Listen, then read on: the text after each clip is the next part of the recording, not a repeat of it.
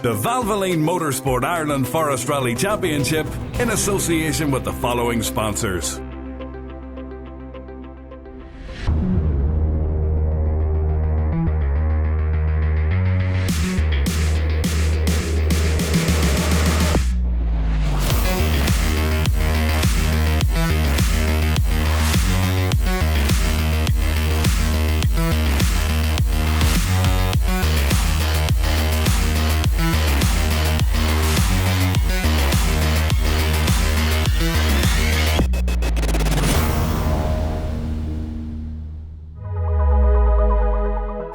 Welcome to the scenic Suir Valley, which divides the three counties of Tipperary, Waterford and Kilkenny, and is the setting for the opening round of the championship, the Willie Lockman Forest Rally.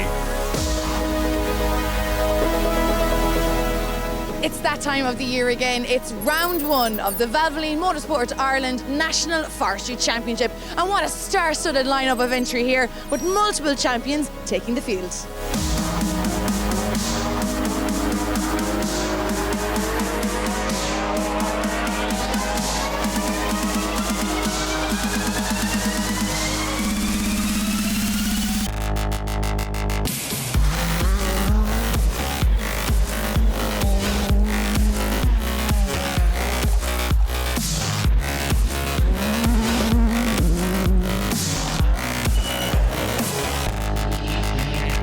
Carrick on Suir Motor Club, with clerk of the course Barry Duggan, have put on 6 impressive stages, but all talk is of stage 5 and 6, with over 22 kilometres of demanding driving.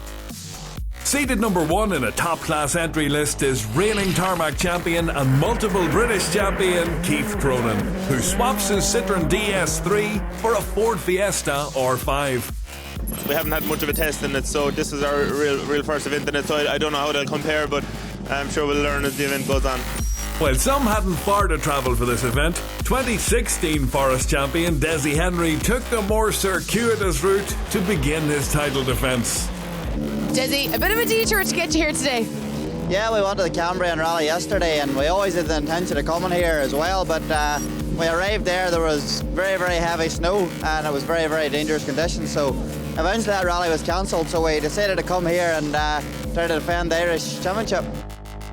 Former champion Josh Moffat and older brother Sam were also in attendance in their combi lift Fiestas.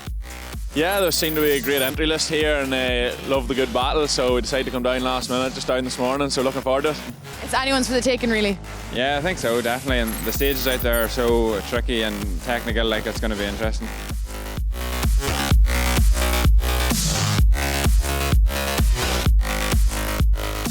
Let's take a look at those stages now, and there are 3 compact tests for competitors, each done twice. A Henny, the shortest, is followed by Slievenamon, with both repeated before 2 runs over the 22-kilometre Gurcheen stage, which lies just over the border in County Waterford.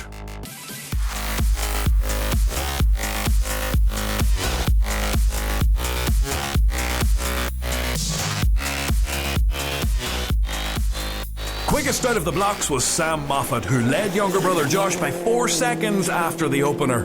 Second quickest in stage 2, Sam still held the lead, but it wasn't Josh in second place anymore.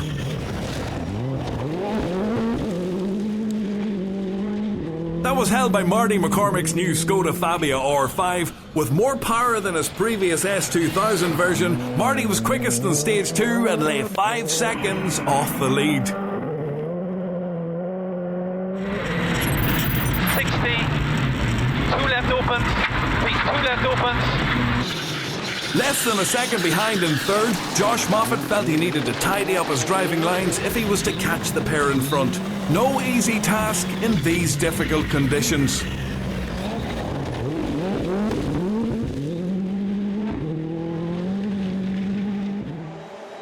First event in the new car and first gravel rally in a long time, Keith Cronin was happy to be holding 4th after 2 stages. Defending champion Desi Henry wasn't happy with the tyres or the setup of his similar machine. He was over 20 seconds off the lead in 5th and eager to make changes at service. C-sharp 4 right in, slippy, 80, turn 2 right in, 2 right in, tidy now, tidy. Tidy, come on, tidy yourself. Okay, 44 left, continues for 130. Don't cut. Continues, don't cut it, no. Holy don't cut it. 100 after, 4 right plus over bumps, tidy yourself up. 4 plus. Having spent last year adapting to his new Corolla, Adrian Hetherington should be one to watch this season. 5th after the opener, he slipped to 6th when he hit a rock and broke a wheel near the end of stage 2. Former champion Pat O'Connell was 7th overall and leading Class 20 on his local rally. Tyrone's Niall McCullough was just about keeping his Subaru S14 WRC between the ditches, and he held 8th overall. After some time out of the sport, Liam Regan made a welcome return to the woods and held 9th overall and 2nd in Class 20 in his unique 4x4 Peugeot 206. Less than a second behind, Johnny Leonard was having some oil leakage and brake issues in his Mitsubishi Evo 6 and held 3rd in class and 10th overall. Just over a second behind and 11th was last year's runner-up, Ger Lucy, who held 4th in a tight battle for Class 20 honours. Tarmac regular Brendan Comiskey was getting some gravel miles under his belt in the Skoda Fabia R5 and was 12th overall after 2 stages. More tarmac regulars, Ed Toomey and Sean Hassett, were breaking new ground with their new Abarth Punto S2000, the first ever on Southern Irish stages. Ed, you're debuting this beautiful car here behind me. How's it handling for you? Yeah, we took it for a spin yesterday for the first time, so very different from what I'm used to. 4-wheel drive in S2000 and on gravel as well, so you know we just wanted to take it for a spin. Sadly, some teething issues with the Punto's differentials left Ed with only front-wheel drive, and eventually he retired. In the 2-wheel drive category, David Crossan was 2nd after stage 1, but a big push on the longer second test saw him take a slender 1-second lead in his Mark II Escort. Quickest on the opener was the Toyota starlet of Shane McGurr. The defending champion fell to 2nd place after stage 2, where he got held up by the ailing Escort of David Condell on stage 2. Condell later retiring. John Gordon was 3rd, just 2 seconds further back, in what was shaping up to be a titanic tussle for the top spot. Mickey Conlon is usually on the pace of the front runners, but the former champion's Escort was down on power and over half a minute in arrears. Setting the pace in the junior class was Derek Mackerel in his newly rebuilt and newly resprayed Nova. He had over 30 seconds to spare on Shane Keneally, who was debuting his new Honda Civic. And turn 5 left uphill. 5 left uphill. Into long 2 right over crest. And 2 left over crest opens, 1 left over crest. Having missed the final 2 rounds last year due to injury, 2016 junior class winner Stephen Dixon was finding his feet again and held 3rd in his Fiesta R2. 4th was Johnny Mulholland. Backed by his father's car dealership, Johnny's hoping to mount a challenge for the junior title this year in his Hyundai i20. 40, flat 6 left over crest, okay, 40, 6 right, and 6 left, over flat crest, 40. Guys, father and son duo, it's lovely to see you together. Johnny, you are in the juniors division here. Yeah, we are doing the Force Championship this year. Give it a crack and see how it goes. And of course, John, lots of experience under your belt. I'm sure you've got great advice for him. Yeah, well, I've been at it for over 30 years. It's a fantastic sport, fantastic people. So just here to give Johnny a bit of moral support and get the checkbook out and I pay the bills. A brand new innovation for 2017 is the introduction of the M. O'Brien Plant Hire Junior 1000 class for 16 to 18-year-olds. Jason Murphy in a C-Sport run Peugeot 107 was the leading driver after 2 stages. First stage, very nervous, but when we done it there again, I was happy enough. It's crazy to think that the navigator's having to drive in between the stages for you, as you're not allowed on the road technically. Yeah, it's a great rest though in between the stages. I do go for a sleep on the road section, so it's handy enough that way. Local lad Alex Byrne, part of the Carrick and Suir Motor Club Youth Sports Project, slid his similar machine into a ditch on stage 2, but was determined to finish his first rally. Alex, you must be delighted to be taking part in this rally today. Oh, it's amazing, yeah. Great experience. It's fantastic to be here. And we wouldn't be here without all the sponsors that are on the car. They all made it happen, and big thanks to those. It's really enjoyable.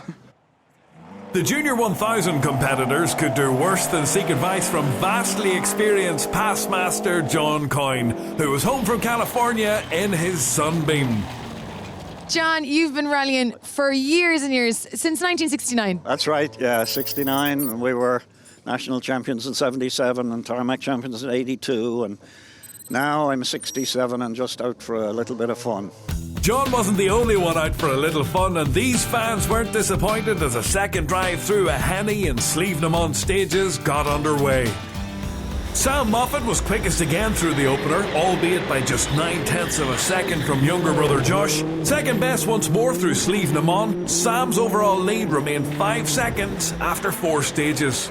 It was an improved loop for Josh, who edged ahead of Marty McCormick on stage 3 and was 2 seconds quicker than Sam on stage 4, setting up an epic showdown on the 2 runs through Gurchin in the afternoon. Despite slipping to 3rd, Marty McCormick was more than happy with his first outing in the new car. Left, 60, stop, right over crest, we're turning acute left down. Still holding 4th, Keith Cronin took a combined 35 seconds off his previous times through the stages as he got to grips with his new machine. Falling further behind in 5th, Desi Henry's improvement through the stages wasn't as much as he'd hoped for. The defending champ still not happy with the setup of his Skoda. Okay, the flat 6 over crest, bump 60 over bump in, 5 right in, flat made it, 60, 5 left minus, opens over 80, opens over 80 now, 5 left, 60 over crest in, late 4 left minus. There was a change at the head of the two-wheel drive battle where John Gordon's attack on the repeat loop saw him take the narrowest of leads, 0.1 of a second ahead of former leader David Crossan, who lost some time catching a slower car on stage 4. Matters were worse for Shane McGurr, whose challenge ended when his Starlet suffered a broken rear differential at the end of stage 3.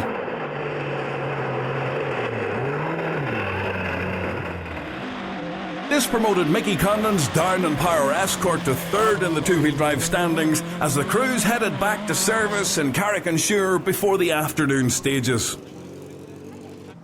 John, you've just stepped out from behind the wheel. How are you feeling? Yeah, good. Lovely run through the stages that time. Didn't cut up too rough and no problem so far. Sam, tough stages, but you're in the lead. Yeah, I'm enjoying it. Great stages, and Josh seems to be coming back at me now, so we're 1 and 2. Yeah, it's very close out there, and 2 really long stages to go, so you never know what could happen. How excited are you for stage 5? Yeah, it's a long, tough one. We're going to try and go through it here on the laptop here and see what we can make of it, but yeah, it's going to be interesting. Josh wasn't the only driver eager to do some swatting before the big test. Marty, stage 5 is coming up. You're going through the notes here. Yeah, we're just having a quick look over things, check the corners, and try and look for anything that may catch us out there this afternoon. And it's great to have you back in the forestry. Overall today, how have you been getting on? Yeah, look, we've been absolutely loving it. You know, it's our first rally in the new car, and to be mixing it with all the guys, being on the pace with them, we're absolutely delighted. So with 4 stages down, there's just over 30 seconds separating the top 5 crews. And with 2 runs over the gargantuan Gurchin stage to come, it's all to play for at the Willie Lockman Forest Rally. Join us after the break.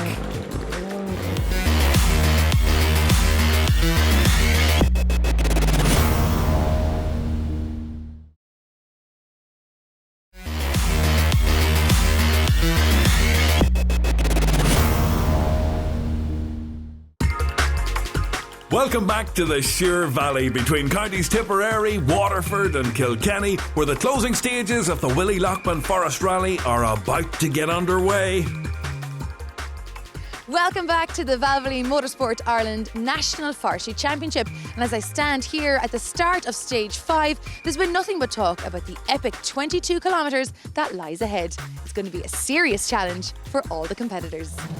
Having set quickest time on the last stage before the break, Josh Moffat continued where he'd left off and set a scorching time through stage 5 to take the lead from older brother Sam. The margin between them just 6 seconds with 1 stage to go.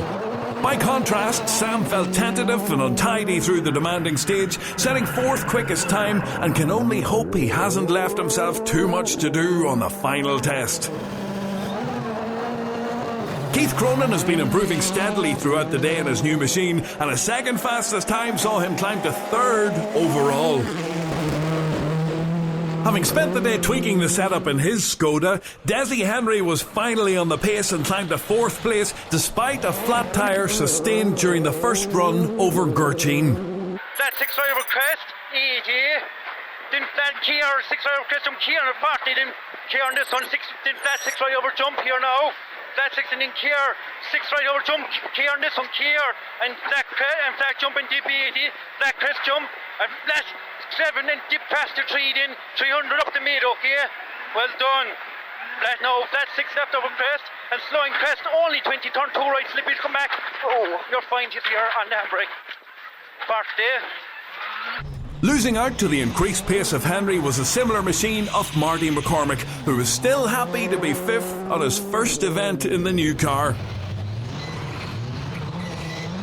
The second Skoda to suffer a puncture on Gurchin was the Fabia R5 of Brendan Comiskey.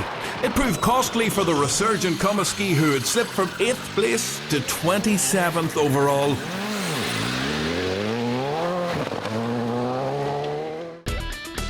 Back at service before the final stage, the chips were down and the stakes were high as the top dogs in the hunt for the win took one last chance to go over their notes. Guys, you're obviously looking at the DVD there. Stage 5 went really well. Josh, you took the lead. Yeah, definitely. It was a good stage for us. We had a really good rhythm through it and a really fast stage. We enjoyed it. Second? Yeah. I had the opposite. We bit untidy driving towards the start, and I think we lost a bit of time there. So we need to get these notes right and see if we can make the time back. Due to safety concerns, the organisers decided to shorten the final stage, which would now be less than half of its original length. But before we see who takes the overall honours, we round up the class winners first. And taking the opening round win in the all-new Junior 1000 Championship were Jason and Matthew Murphy from Mayo. It was great to get out in the first place, and it was the icing on the cake to win it. Taking the win in the overall 1600cc junior class were Shane Keneally and Ger Connors in their new Honda Civic. Yeah, we're delighted now to come out with the win. Like, first day out in the front wheel drive with a couple of big moments on some of the stages, but we got to finish anyway and we got the win. Former national and tarmac champion John Coyne won the historic class, with Christy Farrell navigating in the Talbot Sunbeam. Raising awareness for the Give Blood, Give Platelets cause, Seamus Heaney and Michael Culleton took the Class 1 win in the Honda Civic. Graham Colfer and David Woodcock won Class 2 at a canter in their Honda Integra, the Dubliners clearly loving the bumps and jumps of Gurchin. 40 over the bumps, caution, to a 2 right in, 40, to a 2 left, opens. 2 left, 2 right, 2 left again. To 1 left, 100, right in the next crest, 2 left bumps. Oh, left on the next crest, 1 right, 3 right, 80 over mud. Care 1 right, crest jump, 1 right again, jump. 80 after it, 1 right again, jump. Oh, jump again, dip. 80 crest and jump right in the next crest, dip past the trees, 300 up the middle. Finishing 5th in Group N was Atlanta-based Irishman Patsy Keenan, with Marty Brady on the notes. Here, 5 right in over crest, be neat. 5 right in, neat. 40, flat jump into 6 right through finish. Flat jump into 6 right and jump again. You're done, you're finished. You're finished, you're finished. 4th in class went to Ashley Dixon and Larkin Moore. Turn hairpin left, tight and slippy. 100, turn hairpin left, tight and slippy. 100 out. 6 left plus, okay. Conor McCourt opted for gravel roads over a skiing holiday to take 3rd in the production class with navigator Caelan McKenna. Niall Devine and Damien Duffin had a few slides in their snow-white Subaru before finishing 2nd in Class 4 and 17th overall. But taking the Group N Class 4 win by 9 seconds were Paul Britton and George Tinsley, who finished 15th overall in another Subaru. Niall McCullough had led Class 7 and held 9th overall before retiring after Stage 4. Scottish visitor Sean Sinclair had been 8th overall before retiring with power steering issues after a heavy landing. A consistent drive saw New York-based Longford man Enda McCormick win Class 7 and finish 16th overall. And easy over bumps to a 4 left tight. 4 left tight. Into 6 right. And 6 left over crest, 100. Left and crest. Pascal O'Shea and Robbie Hennessy won Class 10 in the Mark II Escort. Jonathan Dinsmore and Patrick Harding won Class 11F in their Honda Civic. Chris Sims and Mo Downey took 2nd in Class 12, but net maximum championship points as class winners Alan and James Cummins were not registered for the series. In Class 13, a fine drive by Owen McMacken ended unceremoniously with this Stage 5 off. John Gordon and Thomas Wedlock led the two-wheel drive battle going into Stage 5, but mechanical trouble forced a bitterly disappointing retirement on the pair. This promoted Damien McGowran and Darren Kern to 3rd in class in their BMW 320.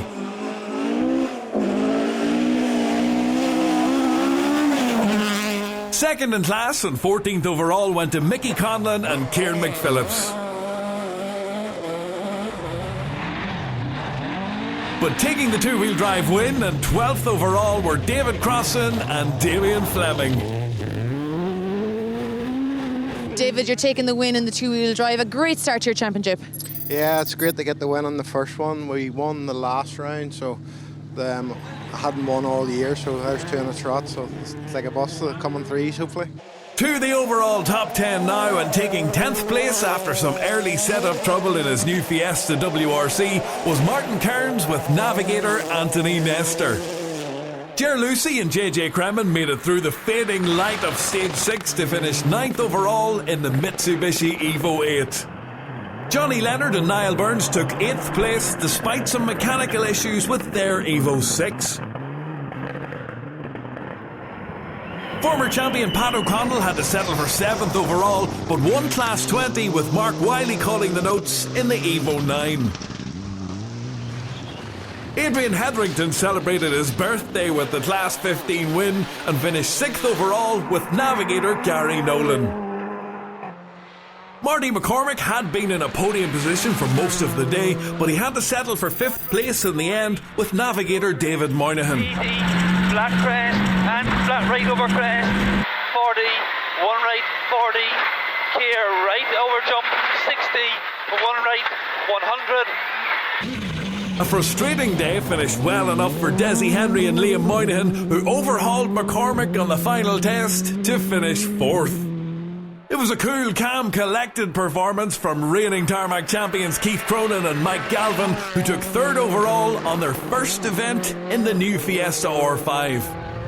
For Sam Moffat and James Fulton, a concerted effort to retake the lead they had lost on the previous stage fell agonisingly short, and they had to settle for the runner-up spot just 0.6 of a second behind winners Josh Moffat and Stephen Thornton. The Monaghan men were probably the only crew to be glad that the final stage had been shortened, but they were worthy winners nonetheless.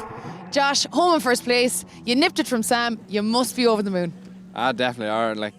Those stages out there today, they could have claimed us at any point, or anybody there. Such tricky conditions, and Sam pushed us to the very end there. He was driving really fast today, so over the moon to get it. You must be gutted.